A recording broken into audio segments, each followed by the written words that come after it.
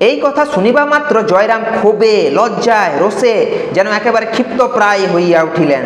তাহার হাত পা ঠক ঠক করিয়া কাঁপিতে লাগিল, দুই চক্ষু দিয়া রক্ত ফাটিয়া পড়িতে লাগিল, মুখমণ্ডলের শিরা উপশিরাগুলি স্ফীত হইয়া উঠিল।